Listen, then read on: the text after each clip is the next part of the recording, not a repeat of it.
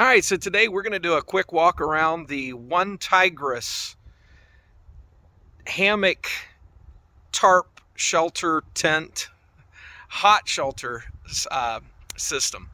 And we're going to take a close look at it, walk around it, show you what I think are some of the pros and cons. So what we have here is the Untitled Tegimen hot hammock tent, and we're just going to walk around it, talk about what I think are some of the pros and maybe cons. The first absolute pro for this is the cost to function value. This is a tremendously versatile and I think relatively good quality given the cost, and it is not the least expensive so-called hammock shelter, hot tent or winter hammock shelter on the market. There are less expensive. I do believe it's probably the very best designed and best made. So I currently have it set up in the hot tent mode. This could be flown like a tarp, completely off the ground, giving you a ton of square footage under the shelter.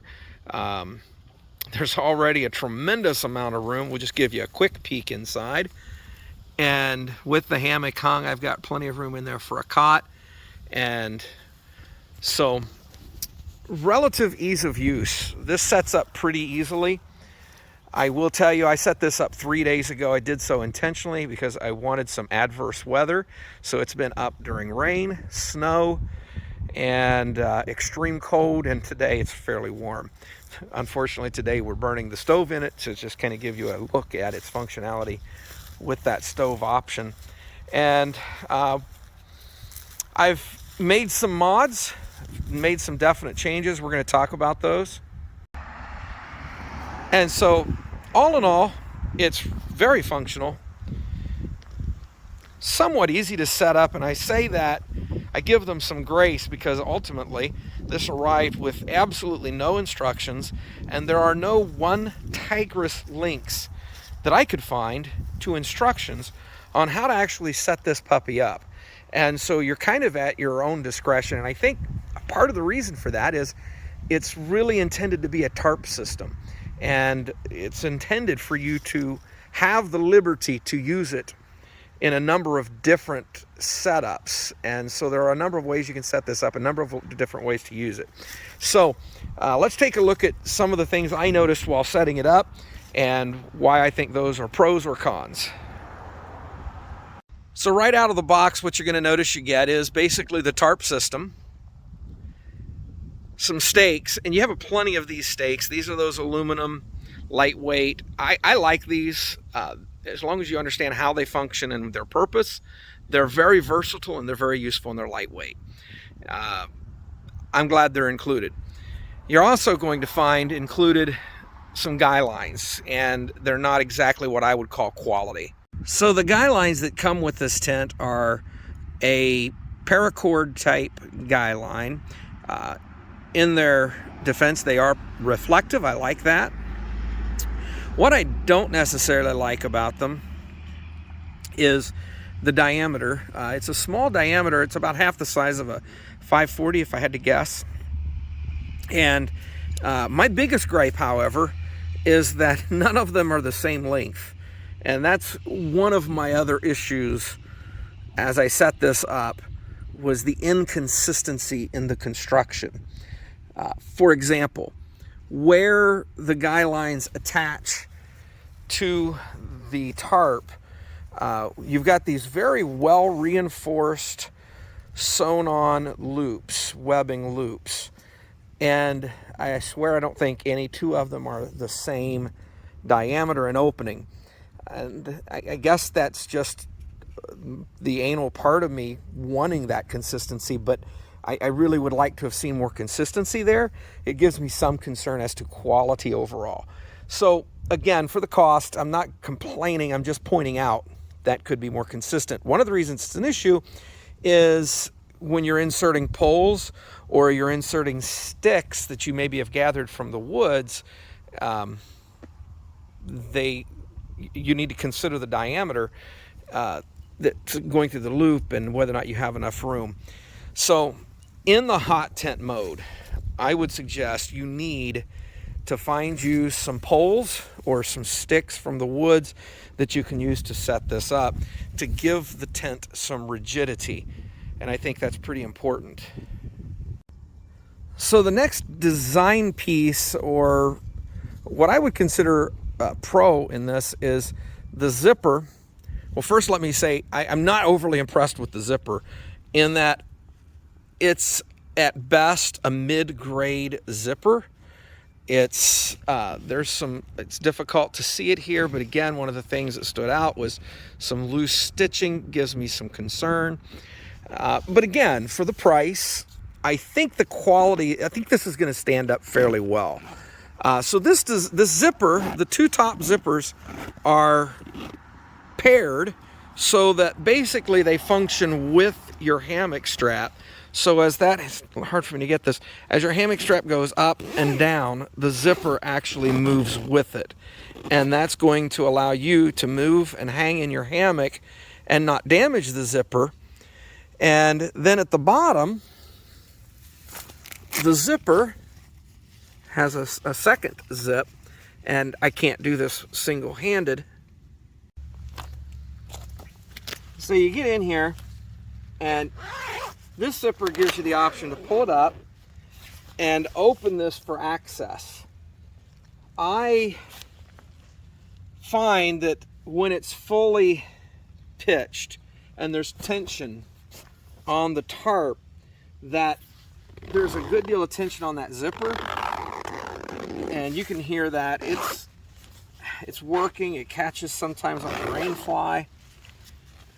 I think that's why they included the Velcro at different points, is to reinforce that when there's tension on it. So I'll show you what I did to mitigate that. So once those are disconnected from each other, I can even relatively easily, once I get past the Velcro,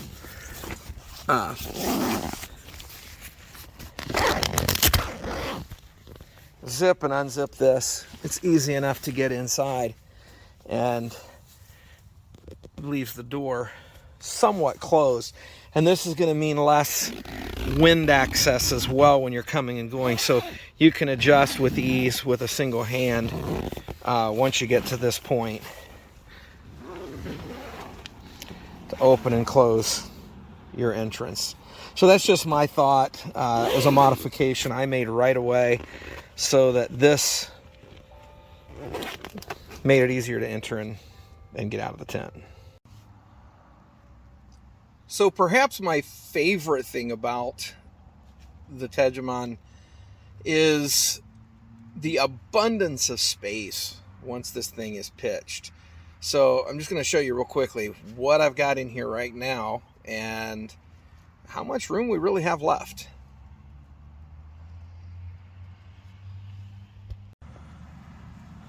So one of the questions that often comes up with a hot tent situation is ventilation if you're burning a wood stove. And the answer is really rather evident with this. Because it opens on both ends, I can open the opening for my hammock straps as much as I'd like. That's going to offer ventilation.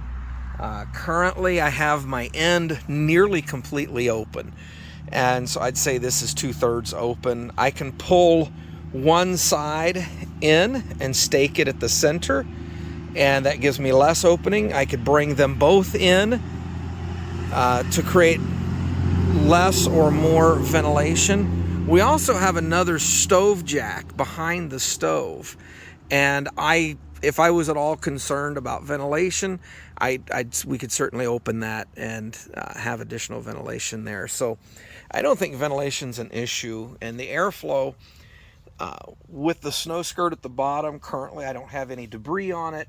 One of the things you can do is place debris along that snow skirt. You can either place it on the inside or the outside of the setup to reduce airflow.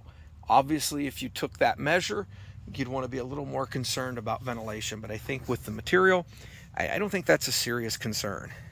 So one of the nice things about the Onetigris was that it shipped with 2 stove jacks that are Velcro equipped, and they attach easily. I got to tell you, I've worked with other stove jacks, and I've never had one fray this badly. Perhaps I should have done some prep with it to prevent that, but it's looking pretty ragged, and again, it's only been set up for 3 days. So, not impressed with these provided stove jacks. I have more that are actually stiffer, but there are 2 places for stove jacks in this tent, and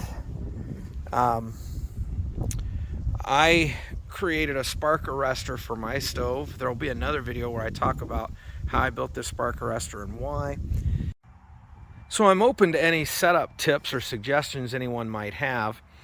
The Onetigris is assembled in such a way that it can be hung without an extended or accessory ridgeline. I chose to hang the ridgeline and hang from it. It gives me a little more versatility as far as placement, adjustment, etc.